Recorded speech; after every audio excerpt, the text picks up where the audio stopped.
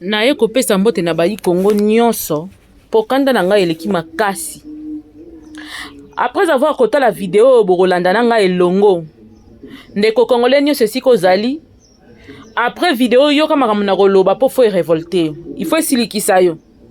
Je jure et je vous jure encore une deuxième fois que ce sont les intellectuels congolais nde ba détruire mboka oyo comme pas permis. Ce sont les intellectuels congolais. Ngana yebite. Lumumba à l'époque, pour azala Lumumba, ayeba ko revendiquer ba droit pour na mboka na ye. Azalaka na âge nini? Azalaka na âge nini? Atanga kindenge nini? Pona nini souci na ye ezalaki bien ya mboka na ye, liboso ya batu kama.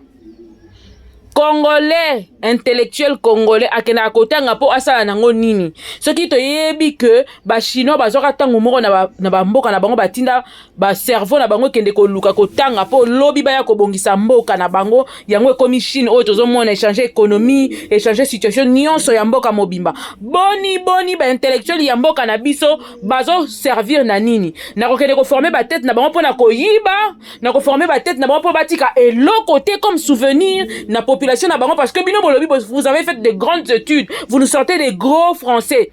Qu'est-ce que vous en faites si ce n'est pas voler de l'argent? Bosala na mbongo wana nini soki à part ko yiba mbongo. Mayele wana bosala nango nini à part ko yiba mbongo. Eza koloka to eza papa kimbongo alakela mboka oyo mabe pour na makamba intellectuel basala bon ba onde ba tekaye. De ce totali na histoire ya mboka na biso, ce sont les intellectuels qui ont plus participé à la destruction de ce pays. Je sais que vous parlez mieux français que moi. Mais bon là nous image oyo bongo na ya na sima na na yo papa. Et loko mabe article 51 otangité. Yamana dolingito tangasi. Balobi OK, article 51 la constitution. Oui, je l'ai presque approximativement na mutu. Si on va nous mettre, si j'ai la facilité de voir, je vais voir. L'État a le devoir d'assurer et de promouvoir la coexistence pacifique et harmonieuse de tous les groupes ethniques du pays. Il rassure également la protection et la promotion des groupes vulnérables de toutes les minorités. Il veille à leur épanouissement. Minorité, groupe vulnérable des minorités, et mon piège. Tu as 250 groupes ethniques, minorités nan.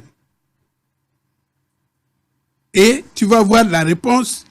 Il y a article 51 wana, et il y a un article 4. Dans le groupe minoritaire wana, et Koganga, on évoque l'article 4, va créer minemwe. Vous comprenez? Ça, je vois. C'est-à-dire, Toubazak qualifié minoritaire et créer frustration. Voilà. Alors, la communauté internationale vous dit non. Bavana wana bango na bango. Comme le sol et le sous-sol n'appartient à personne, eh bien, qu'il reste là. Donc, l'article 4 dit des nouvelles provinces, voilà, et entités territoriales peuvent être créées par démembrement ou par regroupement dans les conditions fixées par la Constitution et par la loi. Vous comprenez? Mais plus grave, je vous épargne les autres articles. Article 217. Zala tozalano. Ngala linga mbodi. Monela vina ngai mbodi. Ce qui mbodi ezate nazo kababe. Zela sko tozalano 17. Yo expliquer biso avant de poursuivre. Pour awa. Article 217. 217. Article 217. 217. Il y a constitution il y a 2006. 2006. Et Lobby Boye, dans le cadre des accords, la République démocratique du Congo peut abandonner une partie de sa souveraineté pour l'unité africaine. Ish. Et dans la constitution. Et dans la constitution. Sikoyo, Polombulugaka, accord de l'Emera. Mais c'est ça.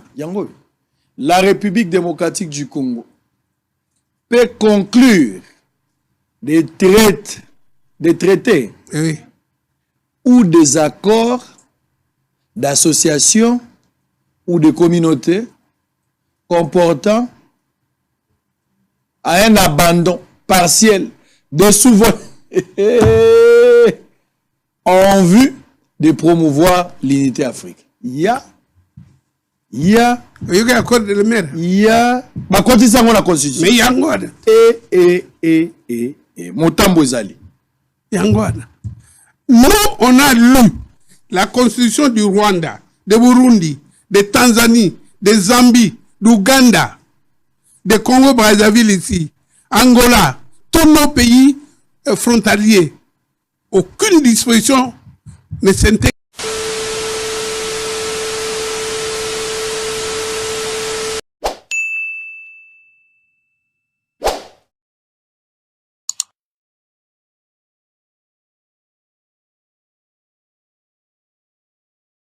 Soki na lobi ke papa Kimbangu lakela mboka on a raison.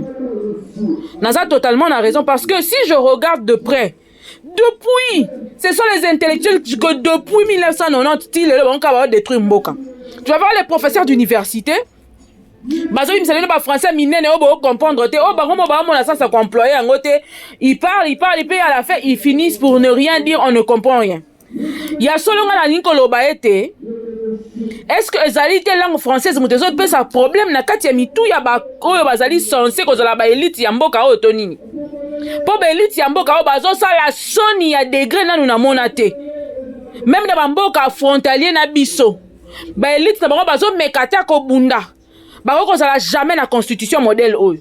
Comment les personnes qui sont censées emmener la révolution du côté administratif, du côté changement ya makambu ya mboka bolobi que non, il faut qu'on évolue, il faut qu'on change, qu'on marche avec l'évolution. Maintenant on jette la constitution oyo. Ba supposer que bato mayele o batangi mibeko koleka batu nyonso nde mbaka nsangana ki pona basala buzoba ya modèle o nzamba limbisanga ya kandele kanga mo makasi bayo kanganga pamba.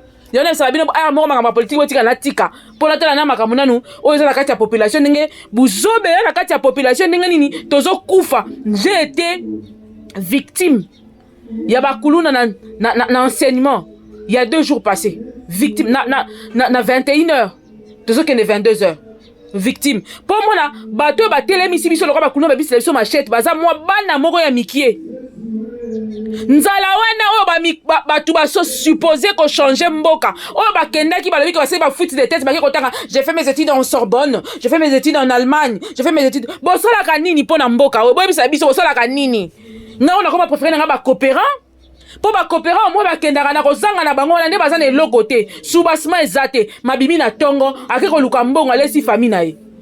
Mais mutu oza censé ye mutu fa sa coopérant wana moyen de vivre. Il faut aye ba ko tracer ba ligne, ba grande ligne pour que mboka tambola malamu, pour que ba coopérant na ya bana mikela ba kuluna wana bazwa misala. Yi azo yi bande ba kuluna na ba coopérant donc les citoyens congolais. Mais yi azo supposé kozala mutu oyo, il faut ça l'exemple. Mais les élus de ce pays baza vraiment exemple en quoi? Comment les élites dans tout un pays oh bato bazo tia motema bako sangana bakeko stanga mibeko pendant des années pour basi ça va bien c'est le modèle oyo constitution modèle oyo parce que ba yebisa biso que break na biso za kana constitution yango ba tshanga ba français minene po bato ko botala bo limbolela biso constitution na lingala poto comprenaka. Papa Félix Antoine Tshisekedi limbolela biso yango salela biso yango na balangue nyonso nationale totangela bakoko na biso bana pe bakokololo na biso. Je crois que ça serait quelque chose de bien pour tout le monde à degré il y a sottise et là la kati eloko nde boko comprendre que batu oyo nyonso to supposé ko kanisa ke baza ba élite pona biso bo c'est sûr que boza infiltrer lisusu to yebi phrase wana chaque jour na bamboka mususu infiltration pe zalaka mais ndenge na bino komi ya koloka komi ya kindoki et ça parce que bino moko déjà au départ boza mitema mabe. Parce que vous pensez que ce que vous êtes en train de faire comme mal, ça va jamais se retourner contre vous. Parce que vous supposez que entre guillemets, vous avez mbongo, vous avez si ma famille na libanda. Et kolandaka bana na bino ba koko na bino. Je le dis et je le dirai toujours. Tous ceux-là qui conspirent pour détruire ce pays, ba maman ba okufa na est, ba maman ba yoka pasi, ba zo violer, ba zo kata bana ba machette, ba zo kufa ba tout ba na mama boka, ba zo kuna bango ya kotala. Ya. politicien nyonso aliaka na libumu na ye mbongo ya Congo fongola matoi yokanga nanu na bandi koloba tenisa bino ke bozela ngai mukolo mususu na kolamuka na koloba maka mususu awa bokanga nga lobi na tongo parce que ça énerve les gens. Et kolanda bino bato nyonso basangana basala constitution oyo po bayebi ke ko détruire mboka ozo sala yango na bolingo pe bwanya nyonso po bapesi yo mbongo po liaki akaniaka moko quelque part yaya bana na yo bakofuta yango tolo bango à l'unisson congolais nyonso lo bango à l'unisson bana na yo bakofuta yango d'une manière ou d'une autre. Tu sais on nous a tellement trompé dans la souffrance que congolais ça sous tango ya koyeba kotala makambo esengelité a otala ka libumu bacha biso na position moko oyo bayebi que jeune congolais na minute oyo azo bunda eza loko azo pédaler pona kozo eloko te eza loko azo pédaler na vélo oyo ezo avancer te nde condition Congo eza nango ozo pédaler mais vélo etelemi ezo bouger te ozo ningisa voler mutuka mais mutuka ezo tambola te nde bacha biso na position à genoux wana pour que la jeunesse ne puisse pas penser aux vraies choses aye baka ko penser que j'ai faim. Ah, pasi eza na mboka oyo na milangwisa na yeba nanga kobosa na pasi or ka bosa na question ka langwe pour ko langwe ko sila akoluka isu mbongo ko permettre ya langwa akozala nango te. C'est énervant de voir les gens qu'on suppose bateau tozo supposer qu'on pesa bango motema na biso leur donner nos cœurs pour na baye ba ko changer mboka tozo supposer ce qui to moni mutama yele moko boya asali mibeko atangi mibeko aye na makambo to lobika mwana Congo ya koti azoye ba ko faire changer makambo mais bino mutu bozo pesa batu oyo bazo kota ba infiltrer bino mbo pesa bango mikanda en sachant très bien que batu wana baza batu ya mboka na biso te oyo lobi ba memela biso makambo mais ba meleso ba problème mais bino bozo ko pesa bango mikanda bozo livrer bango ba document ce qu'il faut na bato basala na bisika ba livrer ba mikanda kutukuna copie comme lokwa kindoki ata carte de lecteur et comme lokwa kindoki place basala la ba duplicateur nango eza lokwa koloka congolais aza ya koloka ya degré malamu kuna zo mutatangi te pour lem stokolo ba ke ignorance na mutezo permettre ye à comprendre makamute. Vous qui supposez être un télo, vous qui supposez être l'élite de toute une nation, regarde ce que vous faites, regarde ce que vous avez fait. Bato faut pas mettre ma sasi ya kotala. Bon, ba kena citation la haine. Bato faut pas assassiner ba de ba yé ba tché pour un exemple populaire, ba tché ba pendre yé et ça bato ba la constitution. Bato ba comment constitution, faut pas pendre bango en public et servir de leçon. Patriotisme zana bango te, ba na patriotisme te. Il y a deux points où to yebi ke ba teka déjà mboka kala ba yebi yango ba vanda na ba réunion ba yebi butu ke ba teka mboka po mboka ba teka yango na butu congolais ba ke mboka teka makanda mundambu na butu. Ce sont les gens à pendre devant tout le monde bo tchependa bo public na stade de martyrs ba pendre ba tout mususu ba policier mususu to pendre ngai soki nzamba pesi nga occasion comme mukonzi na mboka oyo batu mususu na yebite na biso spectacle ko salama batu baso pendre bango na stade des martyrs donc na longwa na ba corps nyonso droit de l'homme so ni boke ko allez vous foutre, allez vous faire foutre ceux qui na mboka nini yango wana bokende kuna parce que dans vos pays là-bas il y a pas de droit qu'il faut qui tiennent. Alors ne venez pas faire des semblants à voilà dit bon on va faire tenir loi pendant que vous êtes complices dans tout. Dans les élites de ce pays, ba professeur ya mboka oyo bango de bazo détruire instruction ya bana ba teka kaka silabi c'est tekamaka tu faut mon qualité d'enseignement ndenge les autres se détériorer matin midi soir moi nazo tanga nazo ka mawa moi nazo lela zo ba mais maman yo yebisa ngai ke batanga ka boyete oyo nini na omona moi nazo lela OK classe ola parce que maman la kise maka mususu maman ke moi na classe kuna maka mususu copie ya degré kindoki ya leki niveau de mon atanga na été apesa ne kambongo bo pesa bana biso ta minimum ya instruction bo pesa bango minimum instruction et permettre bango libanda ba ko se défendre ce qui lobi bazali kuna po bino bo bandoki déjà to boza bo lié da kindoki. Les élites de ce pays sont des sorciers. Les professeurs, les grands professeurs de ce pays, vous êtes des sorciers. Excusez-moi, sans exception.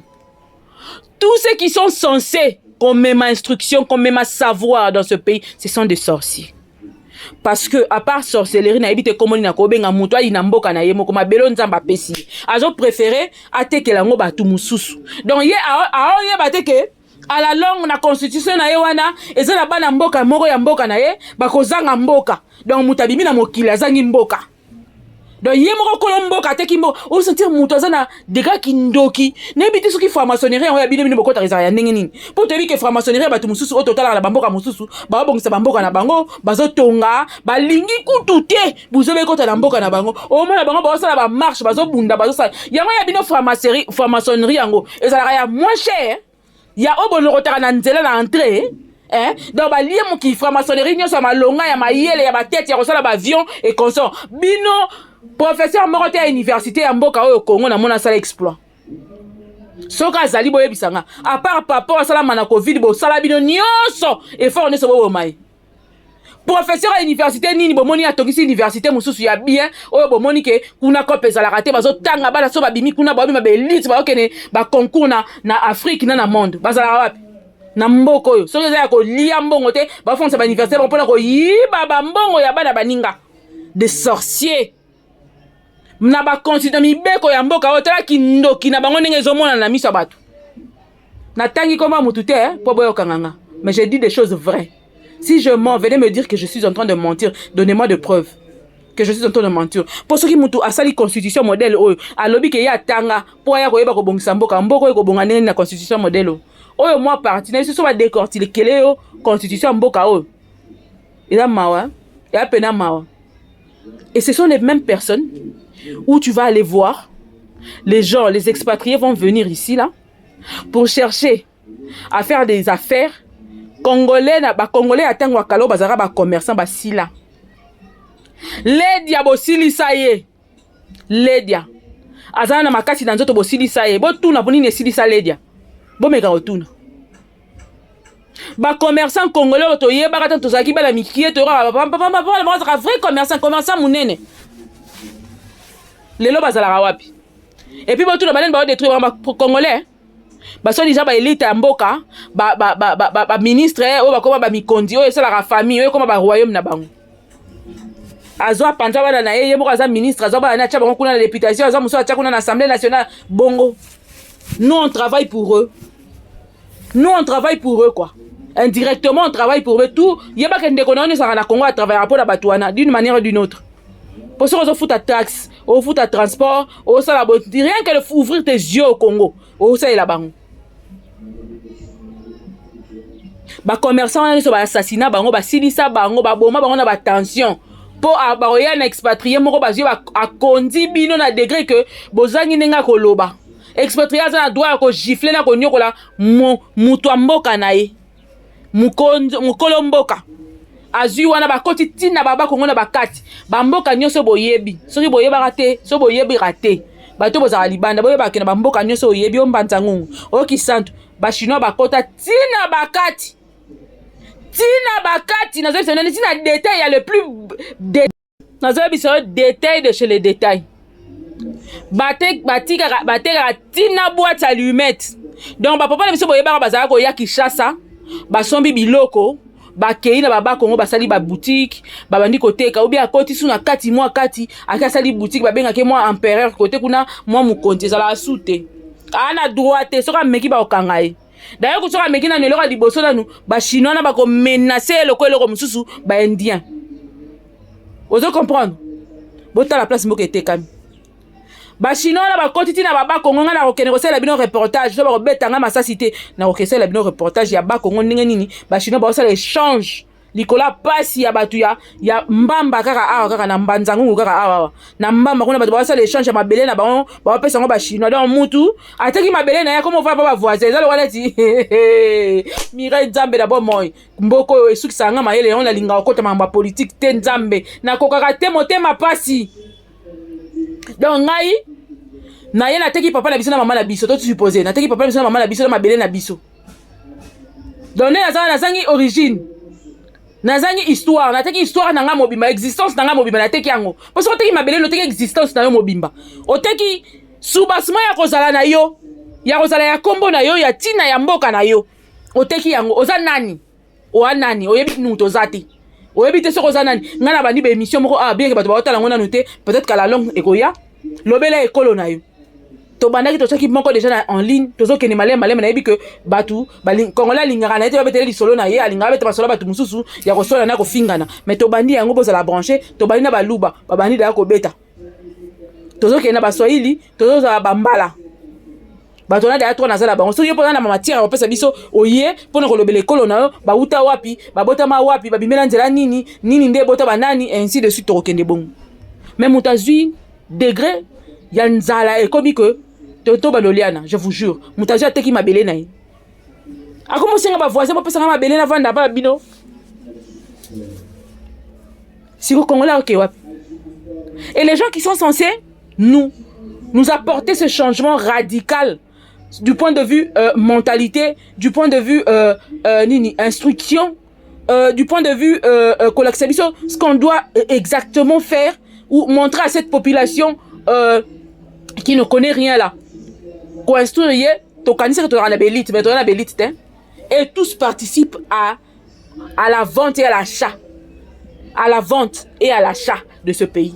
À leurs propres yeux, ils voient. Et ils sont en train de prendre le stylo pour écrire, soi-disant, leurs instructions. Écrire et faire l'acte de vente de ce pays. Ils sont en train ils sont en train d'écrire notre histoire à l'envers. Teki mboka na biso bazo comment l'envers bazo livrer mboka en faisant l'acte de vente officiel à certaines personnes qui sont étrangères et que eux ils savent qu'ils sont étrangers bazo livrer bango ba documents bazo livrer bango ba mikanda pour ba postuler na mboka oyo pour ba ko kota na bandenge nyonso et ils sont conscients et puis tu te dis intellectuel tu es fou. Ton intello nous sert à quoi?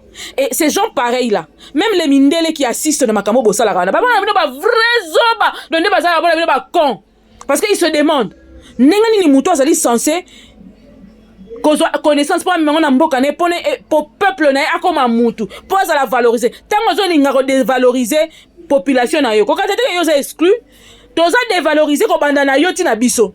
Et le plus con dans l'histoire, c'est d'abord vous qui vous mettez ensemble pour faire des histoires inconcevables. Bozo koma makambo oyo botiango na mibeko bobetiango mokoloto bozui caché boniki likolo nango pona boteka mboka na bino. Pona bopesa accès canal pa ya bato boyebi ke ba ko détruire mboka. Feu sur vous, sur vos familles, sur vos enfants. Bon lo bateko bana mino baza ba inonsa ba lia kambongo wana donc ba yeba ko péter champagne na mbongo wana ba ko futa yango timu kolo yeso akoya papa Simon Kimbangu Kipanvita ba oyo nyonso ya biso ba kufa pona bien ya mboka oyo ba lata bango na nzoto boko ba ko monaka esengo te ba ko zwaka eloko te ba ko kufa kaka ba ko salaka eloko te bana bino ba ozala bizengi ba ozala ka bongo ba ko kufa ka na ba mort subite.